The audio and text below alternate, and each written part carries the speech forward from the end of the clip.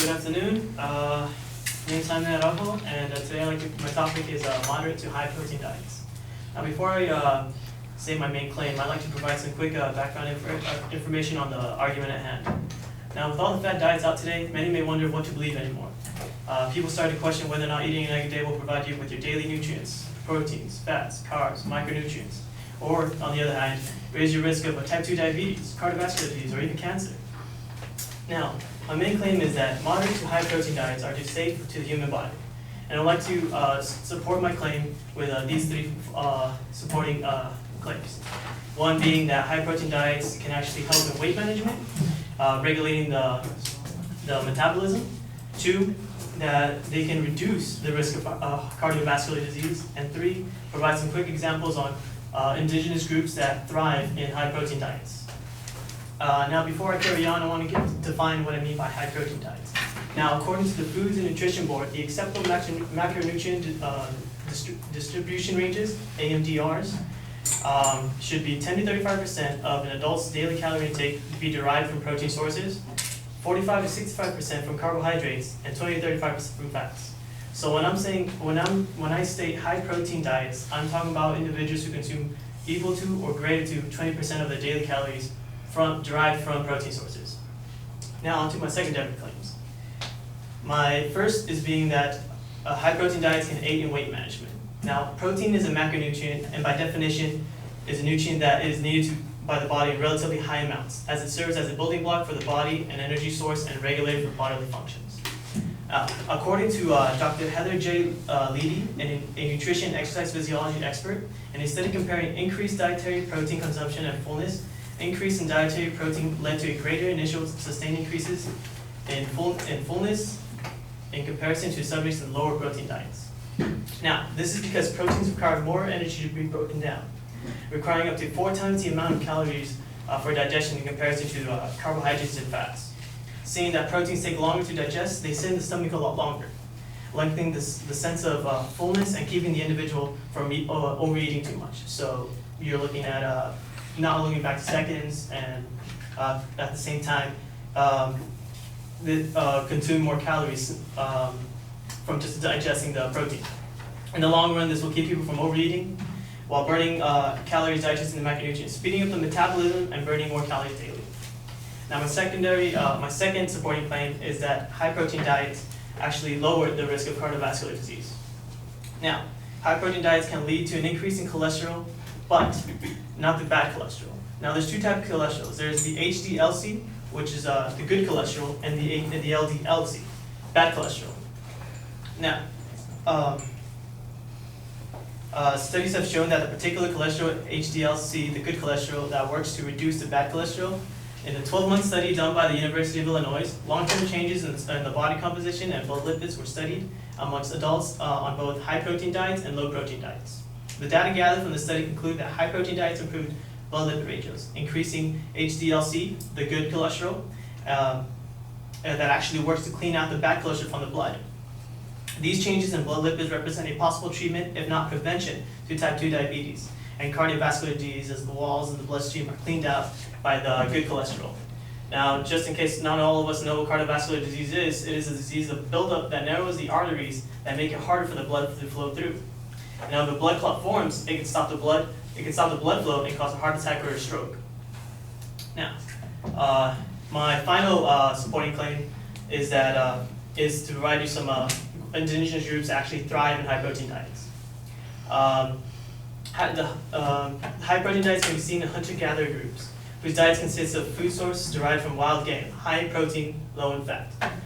Researchers Kang Jang Ho, medical doctor, and colleagues looked into the diet of the Alaskan Arctic Eskimos and found that their nutrients are derived from fish, seal, walrus, and whale, where the carnivorous diet exceeding the defined high-protein diet that I even put out, greater than or equal to 20% of the daily calorie intake from protein, was thought that they would have high cholesterol levels and thus put them in risk for cardiovascular disease.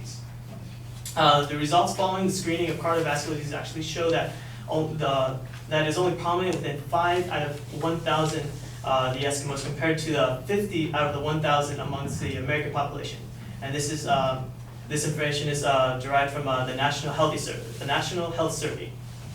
Okay. Now, in conclusion, we can see that high protein diets actually are very essential, as they, by definition, must be consumed in large amounts, and those large amounts can even be exceeding the daily intake. Research shows that it actually decreases your risk of cardiovascular disease and could be either a treatment, if not a prevention, to type 2 diabetes. And we can see by observing these indigenous groups that high protein diets actually thrive in other groups. And that would be it. Thank you very much.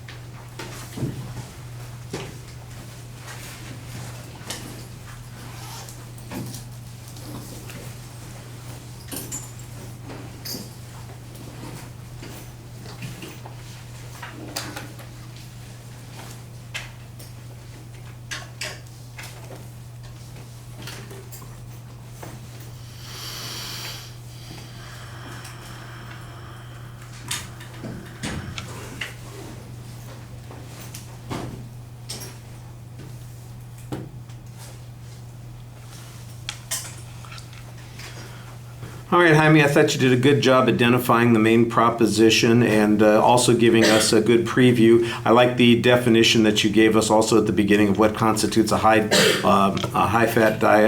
protein diet, not high fat diet. But I do think that we could use some practical examples, not just the statistical criteria, but what would a diet like that consist of.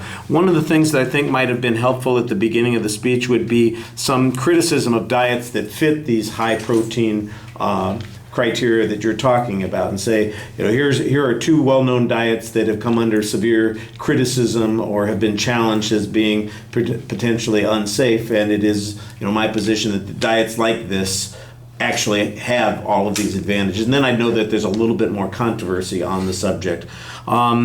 Like I said, the body of the speech is well organized. I did think your third point sounds more like it's data rather than an inference, at least when you present it in the body of the speech. At the end of the speech, in your summary, I do think you do make an inference off of that, which was a pretty good point, and I think that needed to be done earlier. Let's see. You do cite some information. Sometimes there's some terminology that gets introduced in the course of your descriptions that could use a little bit of explanation itself, definitions for the AMDRs, or there was a whole string of statistical stuff that you gave us that kind of fit in that category. And this would be one of those places where you could pause and give us a hypothetical example to illustrate what you're talking about. I thought you did a good job citing the information on fullness. There was a quote there. Sometimes, though, I get the impression that you are giving me an interpretation as opposed to the claim that the author made, and I'm not quite sure which is your inference and which is the work of the testimony of the expert in this situation. I suspect that you've got an accurate assessment of what's going on there, but it would be better to be clear as to what is the quoted material rather than just your inference on those particular points. The same thing on the next point as well. You basically have a study that talks about those ratios. The last example, or the last section, you've got this study where you're talking about the Eskimos and you're talking about their high protein consumption there. Really, the inference here is that research among those people demonstrate that this diet works. It's not really about those people. It's about what inference we can draw from the diet based on those people. And at the end, like I said before, you did finally make an inference like that.